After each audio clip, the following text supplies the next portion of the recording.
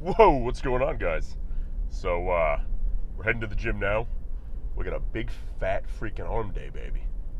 We're feeling good, feeling strong, feeling freaking heavy. The, food I've been pushing lately has been ludicrous. I've been doing like 700 grams of carbs a day, 400 grams of protein. My fats are probably around...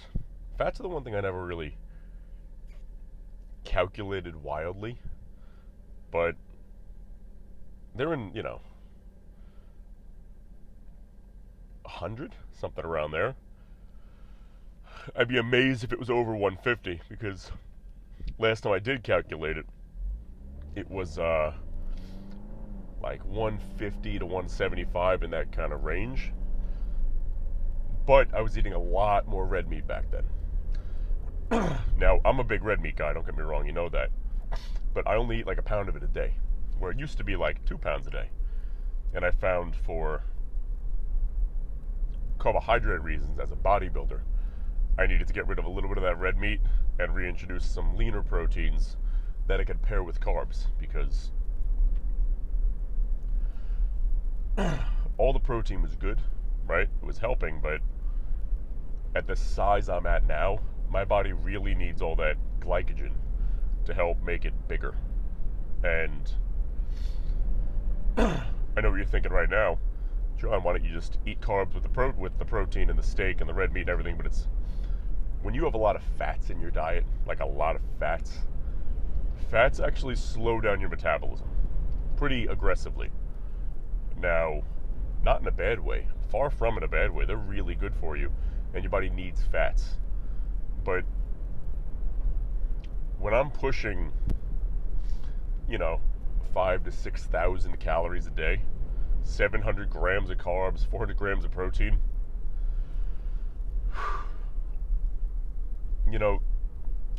I need my metabolism as fast as possible.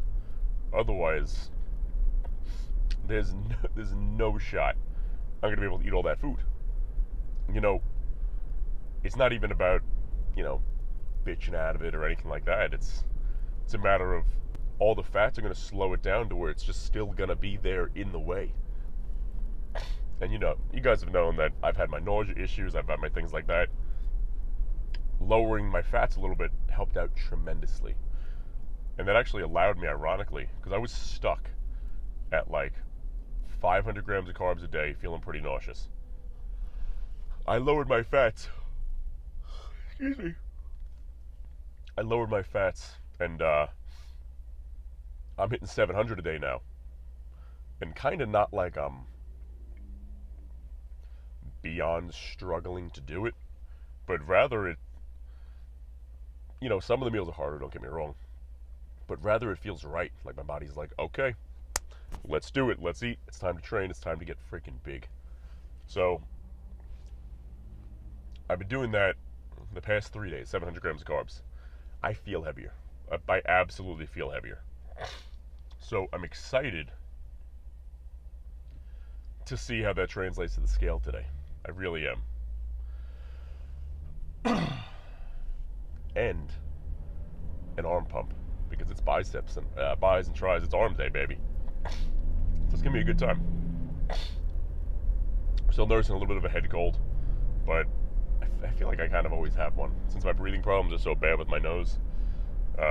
Even post-surgery, don't get me wrong, they're significantly better, but it's not perfect, and it'll never be perfect, especially as I keep getting heavier and heavier, But I'm excited for this lift, man. Only thing I felt bad about was my block I live on. Like I said, you guys know I just moved like 2 weeks ago, something like that. Yeah, probably 2 weeks now. Feels like longer. I'm all settled in, it's nice. Relaxed car. I was like 30 feet away from this car, and it sends off the emergency you're gonna die sirens. It's alright. It's okay. But anyway, before I was rudely interrupted, I'm not sure how or why, but the people on that block have to organize their landscaping crews a little bit better. because there's a landscaper basically in front of the house every day, or 4 days a week or so far. I guess none of them use the same landscaper, so they're always just coming at different days, and it's madness. So sure enough, the landscaper came today for my place, and they're right in the front window. As soon as I left, I saw them parked in front of the house. I'm like, ah. And I see Archer just barking at him right through the front window. I'm like, sorry, buddy. Protect the house. But, yeah, man. That's what we're looking at. Besides that, we're going to be starting up a podcast real soon where I'm not entirely sure of the name yet. I have a couple ideas, but I'm going to keep them wrapped up in here for now.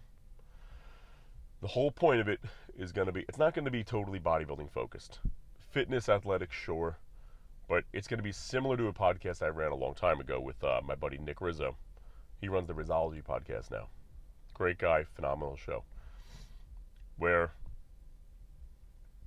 basically guests on, having conversations, and picking their brain at their skills. But one little caveat I want to add to it is we're going to have some solo episodes on there going over certain topics, as well as small businesses. You know, I want to have small businesses focusing on construction, real estate, things like that all across the country and really the world. You know, US, Canada, Mexico, I guess, you know, then Americas. For now, don't worry. Just to be able to learn from them more, to give you guys more information about them. You know, my company deals with a lot of different construction companies and mortgage people and blah, blah, blah, blah, blah, blah, blah. Stuff you don't care about. But, you know, I know that we have something that's great for them too, and I'm happy to really meet these people one-on-one and have these conversations. Because everybody we introduce our service to loves it. They freaking love it. Revolutionary. Changes the game, saves lives, and... Sorry, that guy looked just like Tom Segura. But, it's a great thing. So I'm excited to start that up. It'll be good time. Probably an episode a week, give or take, maybe a little bit more, depending on, it's going to be a little slower to start the holidays off. So we'll probably front load a couple episodes and kick it off in January. That sounds about right. We're going to get a little bit better at the YouTube, because we're finding more time now to actually record content, do the post stuff, edit it, upload it, all that funness. So we're finding a little bit more time in our schedule now, which is nice. And, of course, you know we got to fill it up. But here's what I'm thinking for a big boy freaking arm day. So we're going to go in there, grab the tricep rope, right? Keep it down and out, squeeze right into straight barbell curls. Follow that up with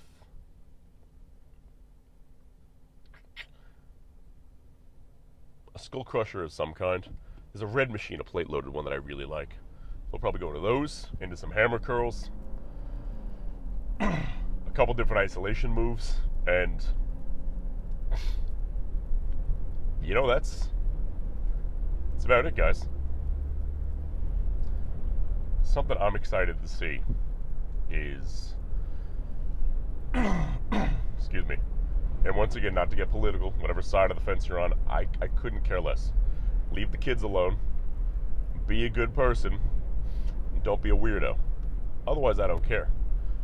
But one thing I would hope we can all agree on, if you're watching fitness channels, things like that, is that you're excited to see what RFK does in terms of making America healthy again. Because we are, by a long shot, the most unhealthy country in the world. You know, and it's funny, I see, you probably stumbled across them. There's all these memes of RFK with, like, the laser eyes. Where, like, you open your cupboard, you see him just staring at you, like, all right, maybe I won't have a cookie. Maybe I won't have this soybean full of nonsense. cut the seed oils out, cut all that garbage out. What's ironic is, because it's common knowledge nowadays, where processed seed oils are extremely bad for you, causing cancer, inflammatory issues, everything. You know, you guys have seen me preaching that for a long time. I've been on that boat for a while. You know, I've been cooking everything in butter for a long time. Butter's the best thing in the world for you, by the way. It's great for your joints, great for your metabolism, great for everything, and it makes food taste delicious. But I'm excited to see what happens when that stuff gets kind of outlawed, because it's blatantly, it's bright out. It's blatantly not food. You know, it's industrial chemicals that companies are putting in food to save a buck, and pharmaceutical companies are happy to do, because they're making a lot more money on these people that have dying inflammatory and digestive issues now, and cancers and everything. But like I said, whatever side of the fence you're on, I don't care. But the really extreme liberals that were, you know, crying and screaming when Trump got in,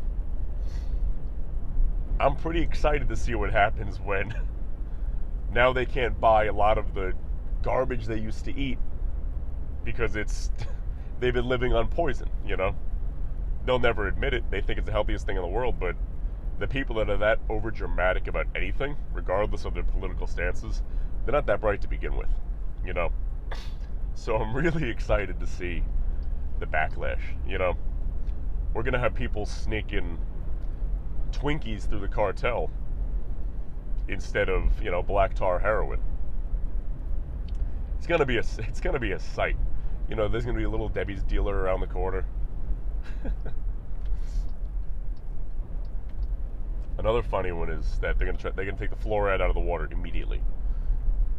Fluoride is, how do I describe it?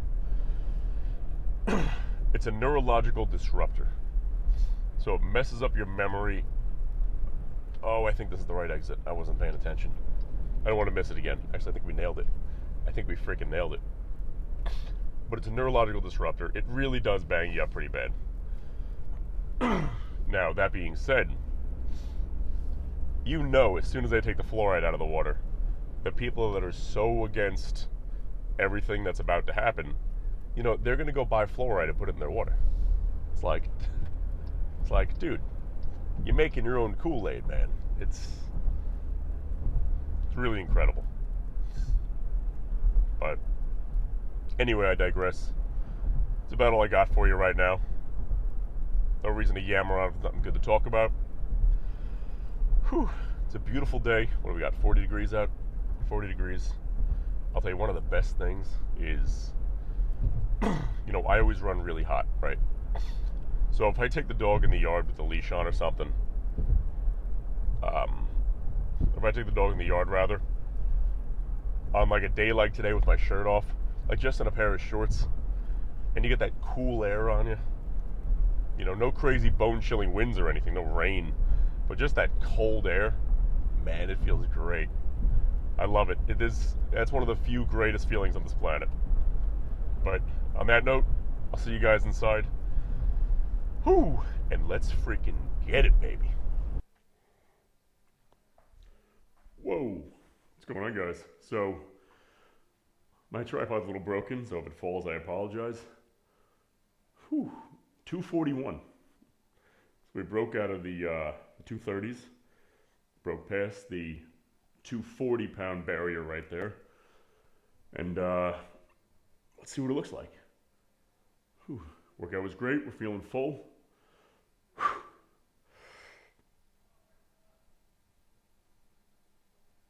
Ooh, okay. What about a little stringer action here, right? Ooh, okay. Let's see what 241 looks like. Yep.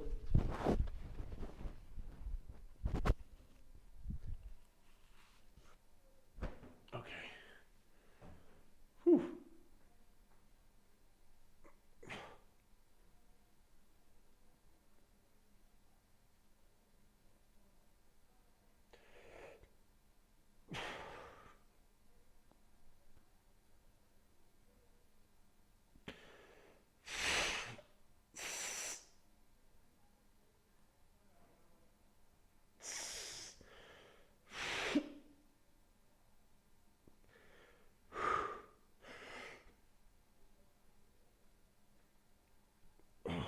Well, we're definitely full.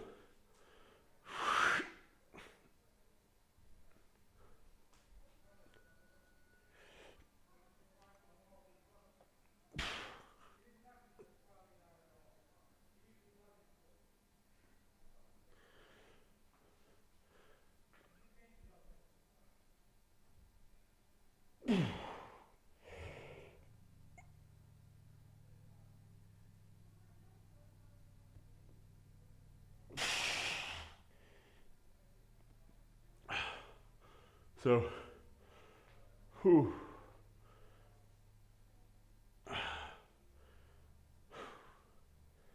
Quick little wrapping up posing session today. This is the best I've looked in the 240s in my life. You know, the abs, they're there, right? Nice little layer of little water, little fat, keeping them safe, keeping them warm as these winter weather approaches. And on that note, my friends, probably see you tomorrow. What do we got tomorrow? Legs for a big boy freaking leg day, baby. Let's go.